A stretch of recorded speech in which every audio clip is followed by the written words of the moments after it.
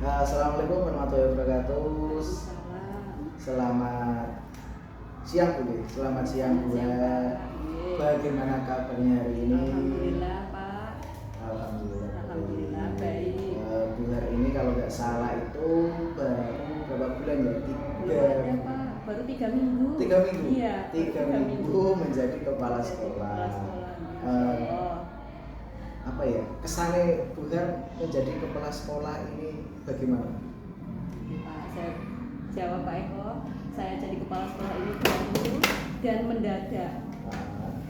Dan mendadak karena kepala sekolah yang lalu kan meninggal, mensedo mendadak. Jadi saya ini dengan tiba-tiba ditugaskan menjadi kepala sekolah, gitu Pak Eko. Gini Bu, ini saya mendapat tugas dari tugas CGP untuk mewawancarai ada 3 kepala sekolah. Kemarin sudah kepala sekolah saya dan sekarang saya minta bantuan panjenengan sebagai kepala sekolah TK. Ada beberapa pertanyaan yang nantinya akan saya tanyakan ke jenengan. Saya jawab Pak Eko semampu saya. Semampunya, sebisanya Kak Bapak. Nanti ada 8 pertanyaan dulu. Yang pertama, selama ini bagaimana Bu Har dapat mengidentifikasi kasus-kasus yang merupakan dilema etika atau bujukan moral? Mengidentifikasinya bagaimana? Ya Pak. Selama baru saya jadi kepala sekolah ini memang ada beberapa kasus yang teridentifikasi itu menjadi dilema saya sebagai kepala sekolah. Artinya saya harus benar-benar tahu secara signifikan apa yang saya putuskan itu benar-benar yang mana yang saya utamakan, yaitu untuk kemajuan dan kepentingan sekolah. Itu saya mengidentifikasinya Pak.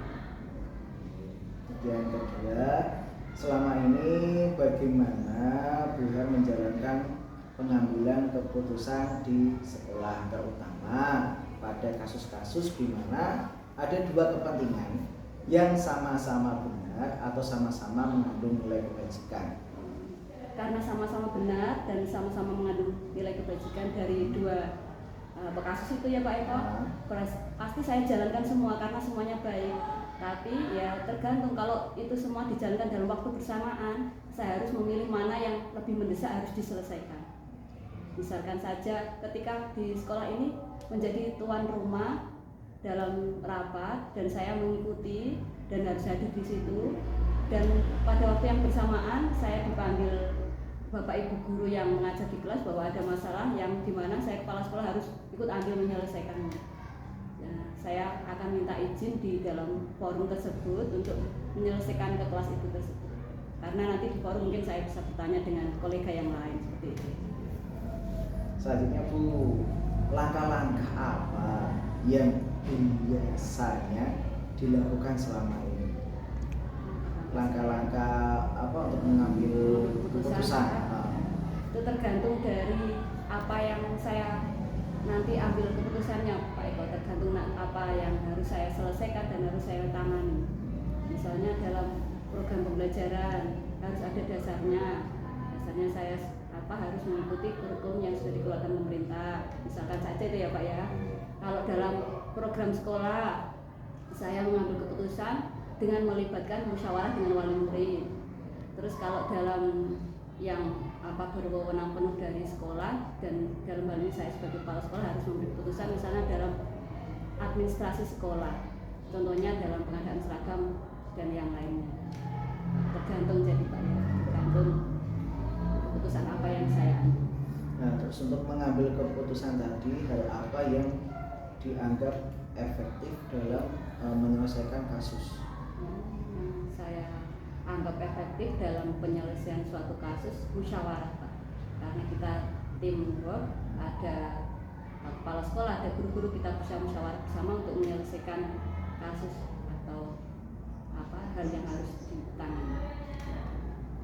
Lanjut Bu. Apakah ketika menjadi kepala sekolah kan biasanya ada permasalahan. Permasalahan itu apakah langsung diselesaikan di tempat, apa dijadwalkan untuk menyelesaikan permasalahan tadi? Gitu ya Pak. Kalau penjadwalan khusus tidak ada, tetapi masalah yang diselesaikan kan menurut saya itu tergantung kondisional, situasional ya Pak ya, dan pasti ada pengalaman-pengalaman yang lalu yang bisa saya sebagai acuan untuk menyelesaikan masalah yang saya hadapi. Jadi kalau penjabaran khusus tidak ada Pak.